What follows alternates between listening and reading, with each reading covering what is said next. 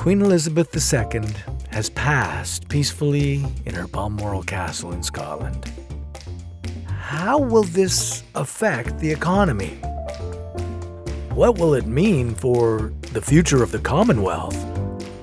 And what does Operation London Bridge have to do with this? This is What If, and here's what happens when the Queen dies.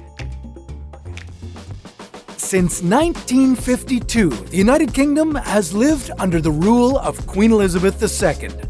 That makes her the longest reigning monarch in British history. Multiple generations have never known life with a different head of state.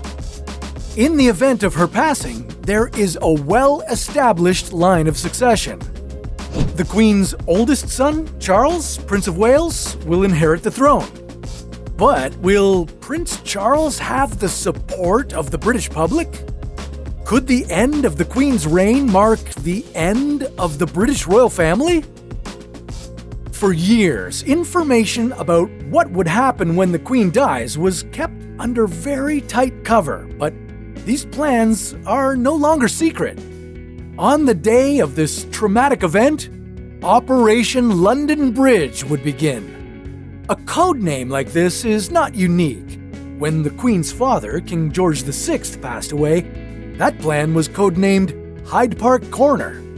Operation London Bridge lays out in exact detail what to do from the moment of her death through 12 days of national mourning. First, her private secretary would inform the current Prime Minister. Civil servants would say, "London Bridge is down," on secure lines.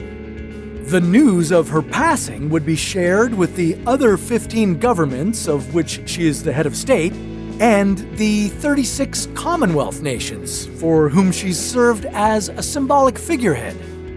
A footman in mourning clothes would place a notice on the gates of Buckingham Palace, informing the public of the news. All staff of the royal family would wear a black armband on their left arm. This band must measure 8¼ centimeters. From there, RATS, the radio alert transmission system, would be activated. This Cold War-era alarm system was designed to withstand attacks on the nation's infrastructure. Television coverage would begin. The media have their own nickname for this situation, Mrs. Robinson. All the main channels would pull their regular programming, and presenters would be wearing black. But with social media, there's a good chance you would learn it there first. News of the Queen's passing would quickly pop up everywhere. It could sound morbid, but the media has days of coverage planned and content, including obituaries, ready to go.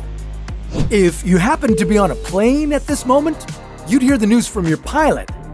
You wouldn't be able to watch any late-night comedy shows. They wouldn't run until after the Queen's funeral.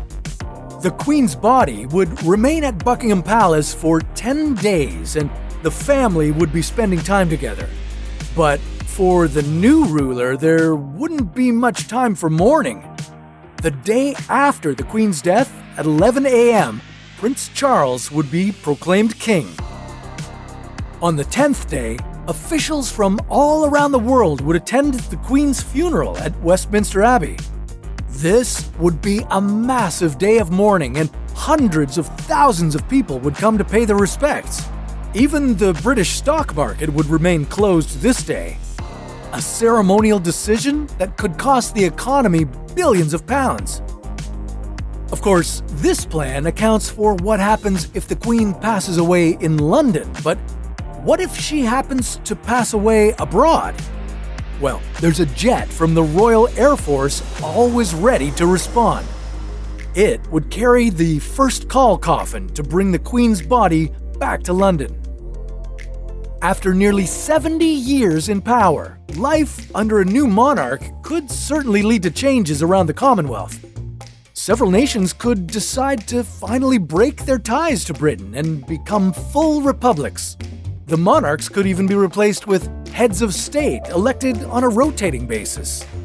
But the plans for Operation London Bridge are as elaborate, detailed and controlled as the life of the royal family.